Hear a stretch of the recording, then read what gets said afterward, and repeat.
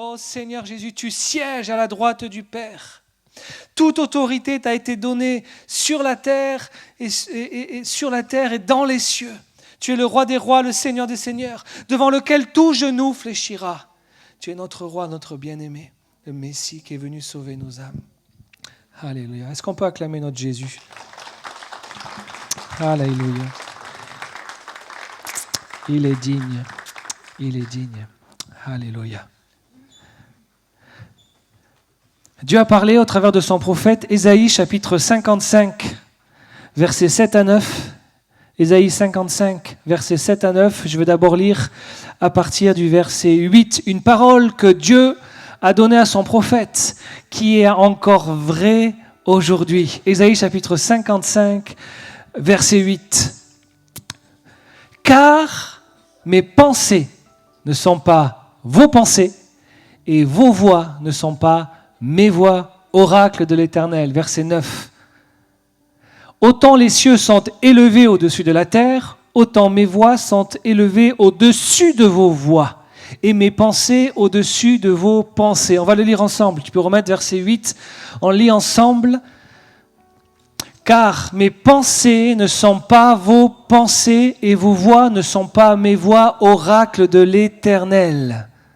Autant les cieux sont élevés au-dessus de la terre, autant mes voix sont élevées au-dessus de vos voix et mes pensées au-dessus de vos pensées. Alléluia. Est-ce qu'on peut bien comprendre ce matin que ce que Dieu imagine, que ce que Dieu prévoit, que ce que Dieu pense, que ce que Dieu planifie n'est pas ce que nous croyons, ce que nous pensons et ce que nous planifions. Et si nous voulons être dans ce que Dieu si nous voulons penser comme Dieu pense, si nous voulons être là où Dieu est, il doit infuser en nous sa pensée. Nous devons recevoir sa volonté. Et il dit au peuple d'Israël, mes pensées ne sont pas vos pensées.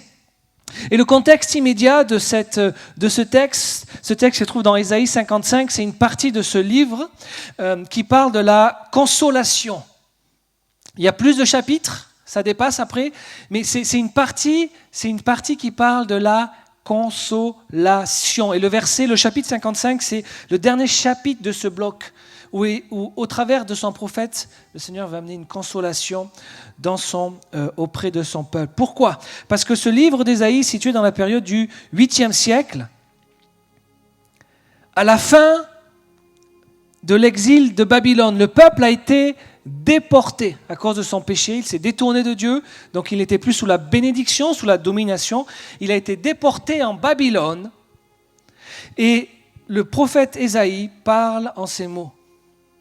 Ils vivent une situation de crise spirituelle, puisqu'ils n'ont plus leur temple, il a été détruit, ils sont sous une domination de nations païennes qui ont leur propre Dieu.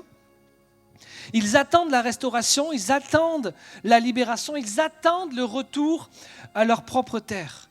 Et Dieu leur rappelle qu'il y a un dessein souverain, qui n'est pas ce qu'eux pensent, qui n'est pas ce qu'eux imaginent, qui n'est pas ce que, en tant qu'exilés, ils pouvaient concevoir. Et ils usent de la prophétie pour renforcer leur foi. Ils étaient spirituellement brisés, ils étaient politiquement humiliés, et peut-être se croyaient-ils définitivement rejetés. Et aussi bien le Seigneur est très ferme, vous savez. C'était la stratégie d'évangélisation de Jésus. Grâce et vérité. Grâce et vérité. Et nous devons nous inspirer de Jésus. Quand le peuple d'Israël se détournait de ce que Dieu voulait, il leur disait la vérité. Vous vous êtes détournés. Et voici la raison pour laquelle vous vous trouvez dans des difficultés. Vous m'avez abandonné, vous avez fait venir les idoles. C'est comme un adultère, il leur explique à plusieurs reprises. Mais toujours, même si la parole du prophète semble dure, elle est juste, toujours, à la fin de la prophétie, à la fin du livre, il y a toujours une main tendue. Reviens vers moi. La vérité de ce qui se passe quand tu te détournes de Dieu et la grâce du Seigneur qui a toujours été son cœur, reviens vers moi. Les choses peuvent être rétablies si tu reviens vers moi. Humilie-toi, repens-toi, demande pardon, change d'attitude, reviens vers moi, je t'accueille comme un bon père. Peut-être se demandait-il, est-ce que nous avons dépassé le point de non-retour? Est-ce que Dieu peut encore nous restaurer? Est-ce que le jugement est définitif? Et voici ce qu'il leur dit au verset 7, parce que le verset 8 commence par quoi? Car. Ok, donc, en bon interprète de la Bible, s'il y a un car, c'est que c'est la conséquence de quelque chose qu'il y a avant. Et qu'est-ce qu'il y a avant le verset 7? Que le méchant abandonne sa voie, et l'homme de rien ses pensées, qu'il retourne à l'Éternel. Et voici la promesse. Il aura compassion de lui, qui pardonne abondamment. Tu penses que c'est terminé. Tu penses que tu as été tellement loin que Dieu ne peut même pas se retourner vers toi. Tu penses que tu as été tellement loin, que tu as été tellement imparfait, que dans ta semaine, tu t'es dit que tu allais prier et que tu as mal parlé, tu as oublié Dieu. Tu penses que tu as fait des péchés tellement graves dans ta vie que tu es loin de Dieu. Seigneur dit, tes pensées ne sont pas mes pensées, tes voix ne sont pas mes voix. Ta façon d'apprendre ma relation avec toi, c'est peut-être pas celle que tu imagines. Tu te crois peut-être mis de côté, mais Seigneur dit, tes pensées ne sont pas mes pensées. Reviens à moi. Voici la pensée du Seigneur. Reviens à moi. Je te pardonne. Je te restaure. J'agis au-delà de ce que tu peux imaginer. Nous, parfois, ici-bas, quand quelqu'un nous fait une grosse crasse, on dit c'est fini, c'est terminé. Avec Dieu, c'est pas pareil. Tu peux lui avoir fait la plus grosse crasse. Tu peux l'avoir renié. Si tu reviens vers lui, comme il le dit, abandonne, ce que le méchant abandonne sa voie et que l'homme de rien ses pensées, qu'il retourne à l'Éternel, il aura compassion de lui. Quelle grâce! Bienvenue dans le principe du royaume de Dieu. Tu as toujours une chance de revenir. On n'utilise pas cette grâce pour faire n'importe quoi. On a une crainte du Seigneur qui grandit en nous. On ne s'amuse pas avec Dieu en disant je vais faire n'importe quoi et je vais pouvoir revenir puisque le Seigneur me fait grâce. Non, on aime notre Dieu. On a une crainte, on ne veut pas lui faire de mal, on ne veut pas être dans cette relation avec lui. Mais quand les choses arrivent, parce qu'elles arrivent, nous sommes humains. Et parce que Dieu le sait, tu crois que Dieu ne connaît pas l'humanité? Attends. Il a des milliers d'années d'expérience. Avoir un bas et puis te sentir mauvais au fond de trou, ne pas avoir envie de revenir au Seigneur, tu crois que c'est original? Discute avec n'importe qui ici. On a tous ressenti à un moment donné notre indignité face à la perfection de Dieu, notre petitesse, notre incapacité à accomplir ce qu'il nous le demande, n'est-ce pas? Mais tous, si on comprend que nos pensées ne sont pas les siennes, que nos voix ne sont pas ses voix, qu'on revient à lui, il pardonne, il restaure, il réhabilite. Alléluia, est-ce que ce n'est pas merveilleux? Tes pensées ne sont pas mes pensées. Les pensées, ça signifie les plans. Ça signifie le projet, ça signifie les intentions, les stratégies. Il faut bien comprendre que ce passage se sort dans un contexte de salut. Il les sauve de là où ils sont. Et je ne peux pas m'empêcher de penser à la folie de la croix. Comment, Seigneur Dieu Tout-Puissant, tu vas nous sauver de la mort éternelle? Je vais venir m'incarner, je vais souffrir à votre place, et je vais mourir et je vais ressusciter. Mais qui peut imaginer un plan comme celui-là? Qui peut imaginer que ce chemin pour aller vers Dieu, il doit passer par Jésus qui est le chemin, la vérité et la vie? Et nous, humains, on invente plein de voies pour aller vers Dieu. Plein d'autres religions, plein d'autres façons. Parfois même, on invente, on a cette idée que c'est parce que je fais quelque chose que je vais mériter mon salut. Ah, je vais enlever un fardeau sur tes épaules ce matin. Il n'y a rien que tu puisses faire pour aller là-haut. Rien. Si tu veux aller là-haut, la voie du Seigneur, qui n'est pas la nôtre, c'est Jésus. C'est lui qui l'a fait pour toi. Tu as juste à marcher derrière lui. Ça veut dire quoi? Ça veut dire que Jésus est devant. Ça veut dire qu'il est ton Seigneur, ton roi. Celui qui dirige ta vie. C'est un bon roi, ce n'est pas un tyran. On peut dire c'est mon roi, c'est mon Seigneur. Il commande ma vie sans avoir peur. La folie du salut.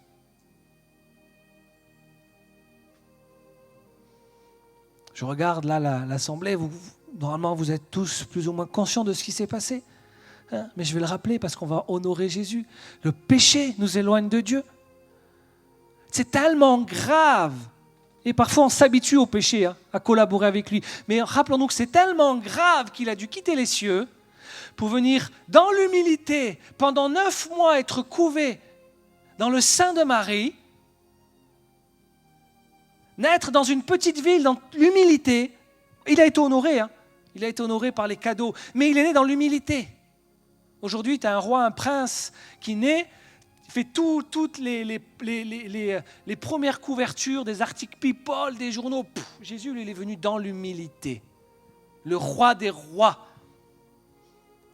Dans l'humilité, il a grandi. On n'a pas grand-chose sur sa vie, c'est Luc qui nous donne le plus de détails. Dans l'humilité, il a commencé à prendre un travail. Pendant 30 ans, son ministère n'a pas commencé. Il a grandi dans l'humilité, caché par Dieu parce que ce n'était pas son heure. Et ensuite, pendant 3 ans seulement pour changer la face du monde, pour nous donner une échappatoire. Il a formé 12. Il n'a pas pris les 12, je vous le dis souvent, de la meilleure école rabbinique de Jérusalem. Parce que ses pensées ne sont pas nos pensées. Parce que ses voix ne sont pas nos voix. Il a pris 12 types. Et tu sais quoi, quand tu regardes les personnes qu'il a pris, les femmes qu'il accompagnait, mais tu peux te dire, j'aurais pu en être. Parce que Jean, Jacques, les 2 frères, qui disent, Seigneur, quand on sera en haut, fais que je puisse être un à ta gauche et l'autre à ta droite. Ils voulaient une position, waouh. Vos pensées ne sont pas mes pensées. Vous n'imaginez pas ce que vous demandez, les gars. Vous voulez une position élevée? Il leur dit, oui, vous serez assis, vous aurez une position, mais vous allez boire la coupe de souffrance que je vais boire aussi. Hey, tu veux Jacques? Tu veux Jean? Jacques, qui sera le premier apôtre martyr. Vous voulez avoir une position? Vos pensées, il faut les renouveler. Pour ça, l'apôtre Paul dit, on doit être renouvelé dans nos pensées, le renouvellement de l'intelligence. C'est mon message ce matin. Seigneur, qu'y a-t-il que tu veux que je renouvelle? Qu'y a-t-il dans mes pensées? Qu'y a-t-il dans mes projets? Qu'y a-t-il dans mes perceptions qui ne soit pas en accord avec ta pensée, avec tes projets? Est-ce ma façon de voir le travail? Est-ce la façon de voir mon collègue, ma collègue? Est-ce la façon de ma relation envers mon conjoint, envers mes enfants? Est-ce la façon dont je vois l'éducation? Est-ce la façon dont ma famille est structurée? Est-ce la façon dont je conçois le ministère? Est-ce la façon dont j'imagine une progression dans le service? Est-ce la façon de vivre l'Église? Est-ce la forme de l'Église? Y a-t-il, Jésus, quelque chose qui ne soit pas selon tes pensées?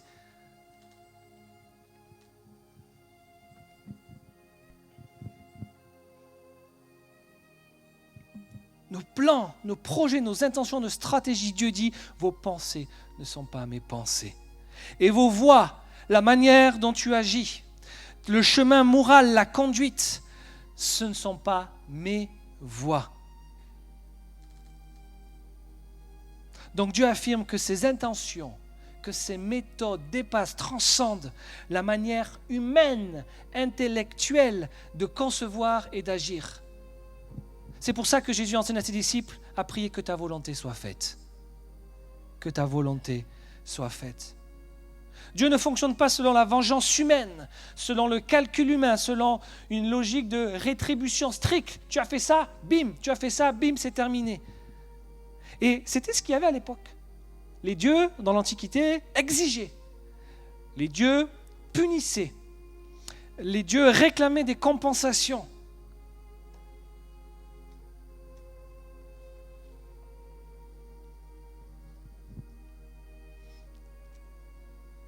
Mais Dieu n'agit pas comme ça. Laissez-moi vous parler de Pierre. J'aime tellement cet apôtre parce que quand je l'étudie, je me dis, bon, lui, il n'était pas parfait, il en a fait des gaffes. Et vous savez, il y en a qui disent, moi je me suis souvent dit, j'aurais aimé vivre au temps de Jésus, je l'aurais vu. Mais je crois que si les apôtres vivaient ça aujourd'hui, tu faisais une erreur, c'était inscrit dans le livre, on allait en parler pendant des centaines d'années. L'erreur de Pierre, on en parle pendant longtemps. Donc, ouais, ils ont été auprès de Jésus, mais c'est fiché là. Oh, Pierre, il a dû comprendre à plusieurs reprises, ces pensées ne sont pas mes pensées. 3 exemples rapidement. Lorsque Jésus annonce justement sa pensée, ses plans pour le salut, et qu'il leur dit à ses disciples, je vais devoir mourir, mais 3 jours après je serai ressuscité, je ressusciterai. Pierre, plein de bonne volonté, plein de bonne intention, se lève et dit, cela ne t'arrivera pas. Vous savez ce que Jésus a dit? Arrière de moi, Satan, car tes pensées ne sont pas celles de Dieu, mais celles des hommes. Si le Seigneur nous ne sommes pas renouvelés dans nos pensées, si le Seigneur n'a pas infusé sa pensée en nous, sur un plan qu'il a, ici c'était le plan du salut, mais sur un autre, tu peux par bonne intention, bonne volonté, être dans l'opposition à ce que Dieu est en train de faire. Et Jésus dit la vérité directe, c'est une pensée de Satan. Seigneur, fais-nous grâce. Si nous avons une pensée sur ce que tu es en train de faire qui n'est pas en adéquation avec la tienne, montre-le nous ce matin.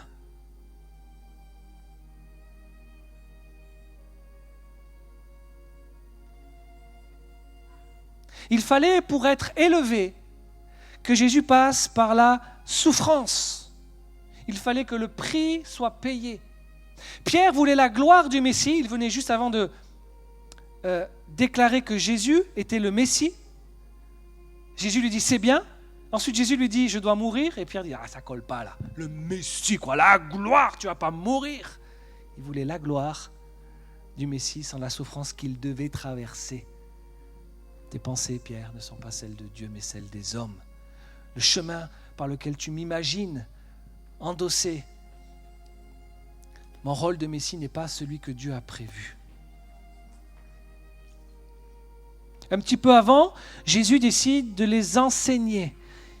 Il les rassemble, les assoit, dans un moment que j'imagine hyper solennel, gênant certainement pour les apôtres. Il se baisse, prend une bassine d'eau et se met à leur laver les pieds.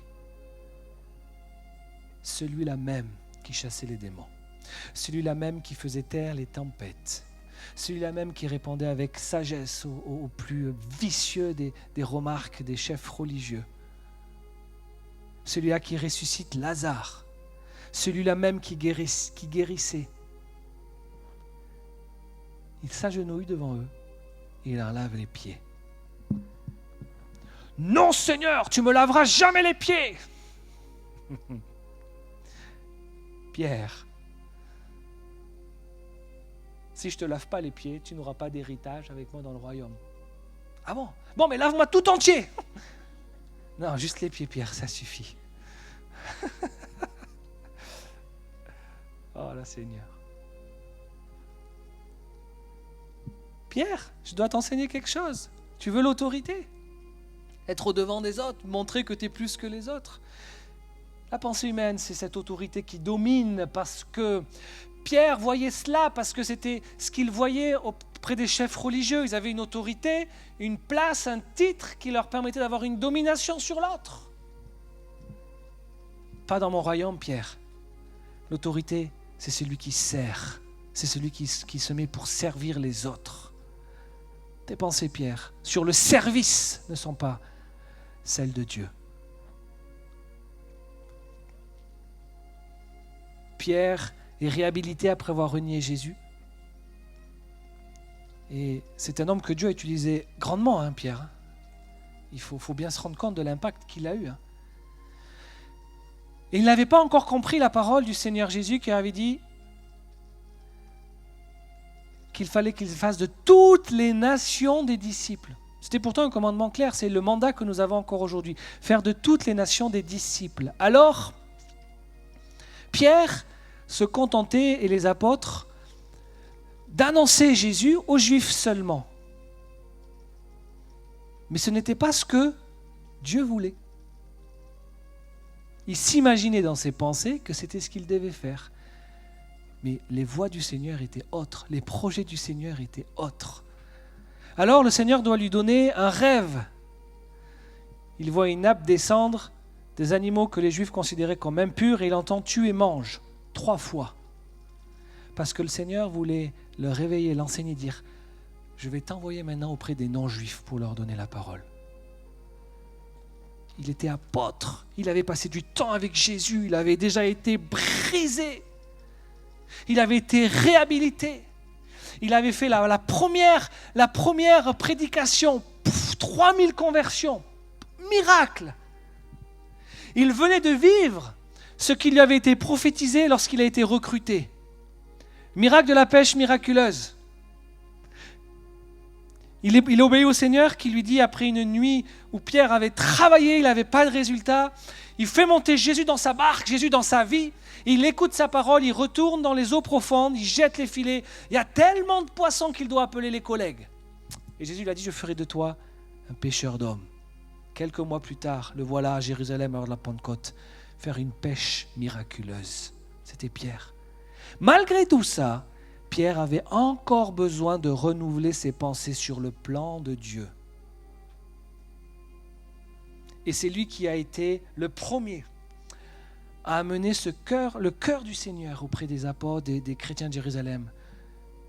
Le salut n'est pas que pour les Juifs. Tes pensées ne sont pas mes pensées, tes voix ne sont pas mes voix. Pierre n'était pas rebelle au Seigneur, il avait besoin d'être transformé, il avait besoin d'être renouvelé dans ses pensées. Il avait besoin de désapprendre quelque chose pour laisser Dieu lui enseigner quelque chose de nouveau. Ma prière, mon cœur ce matin pour nous, c'est que s'il y a des choses, et il doit y en avoir parce que j'ai ce message à cœur, Seigneur, que veux-tu que je désapprenne ? Qu'on puisse se poser la question, Seigneur, y a-t-il quelque chose dans mes pensées qui ne sont pas en accord avec les tiennes ? Quel que soit le domaine. Seigneur, y a-t-il quelque chose dans les projets que je porte maintenant qui ne sont pas tes projets ?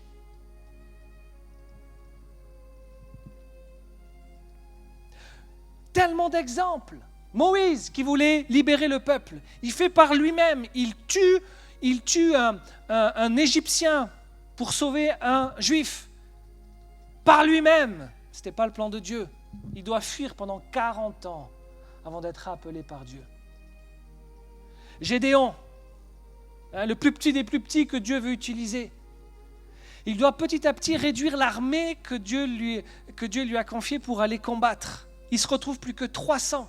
Mais Seigneur, quand tu fais une armée, tu pars pas en infériorité numérique, plus. Plus tu as le même nombre d'hommes, tu te dis, ok, même je me dis, il faut qu'on soit en supériorité numérique. Non. Le plan de Dieu, le projet de Dieu, c'était pas ça. Jéricho, conquête de Canaan. Ils arrivent face à la muraille. Ok, on va faire un plan, on va passer par là, il va y avoir des archers. Non, c'est les sacrificateurs qui vont faire le boulot. Vous allez juste tourner 7 fois. Car mes pensées ne sont pas vos pensées. Car mes voix ne sont pas vos voix. David, le plus petit qui devient roi, il envoie son prophète qui veut d'abord oindre le plus grand des frères, le plus beau. Non. Moi, je veux le berger. Je veux le berger. Que d'exemples. Jonas, on pourrait citer plein d'exemples. Paul. Mes pensées ne sont pas vos pensées. C'est très important de comprendre ça, encore plus dans les temps dans lesquels nous sommes. Les choses bougent. Spirituellement, les choses bougent, les choses avancent. Jésus revient bientôt. Mes amis, comprenons que nos pensées ne sont pas les siennes.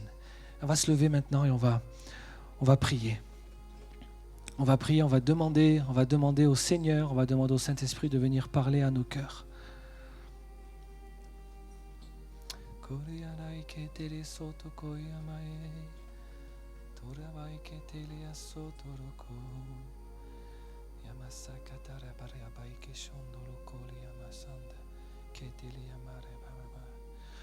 On s'humilie devant toi, Seigneur Jésus, et nous reconnaissons que nos pensées ne sont pas tes pensées.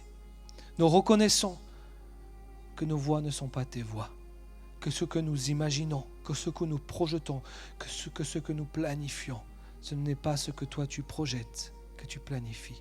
Alors, Avec humilité, nous te demandons, viens. Réformer nos pensées, celles qui ont besoin d'être réformées, celles qui ne sont pas encore en accord avec ta volonté. Viens réformer nos projets, nos idées de l'Église, du travail, de tous les domaines qui ne sont pas en accord avec tes propres projets. On accepte de soumettre notre pensée. On accepte de te soumettre nos plans, ce qu'on a planifié.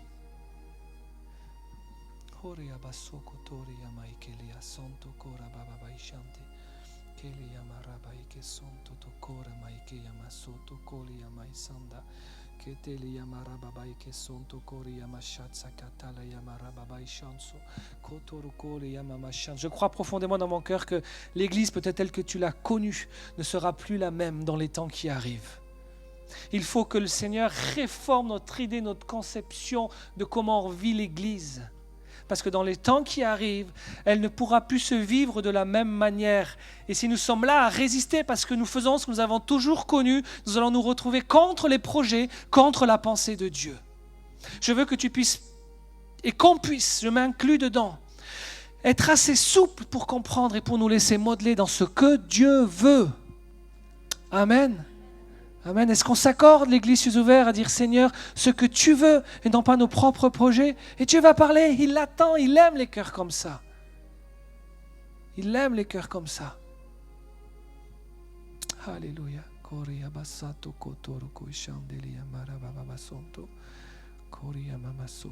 C'est vrai pour son Église, c'est vrai pour son grand projet de salut.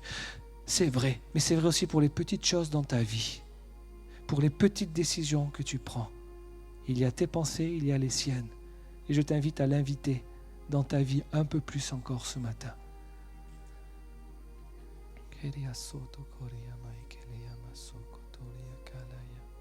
Demande-lui, dis-lui, parle-moi ce matin. Parle-moi, révèle-moi. Révèle-moi, Seigneur, ta pensée.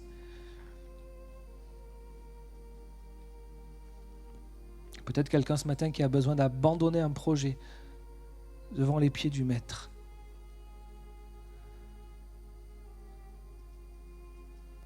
J'ai vu cette vidéo. Quand on présente nos projets à Jésus, tu as deux personnages, tu en as un qui est avec une épée de Star Wars devant Dieu. Il fait son projet, il le défend. Et Jésus est là, il fait plouf, et l'épée tombe. Des fois, on est là devant le Seigneur. Regarde mon projet, je veux faire ça. Et devant Dieu dit, non, c'est pas ça. Peut-être quelqu'un qui a besoin de déposer quelque chose devant Jésus, un projet, même si ça te tient à cœur, ça va peut-être être un déchirement pour toi. Quelle grâce quand le Seigneur nous prévient, qui nous dit, ne va pas là-dedans. C'est pas mon projet. Moi, je suis pas engagé là-dedans. Hey, tu veux être engagé quelque part où le Seigneur dit, je te laisse aller seul? Ouh, fais pas ça. Fais pas ça. Seigneur Jésus.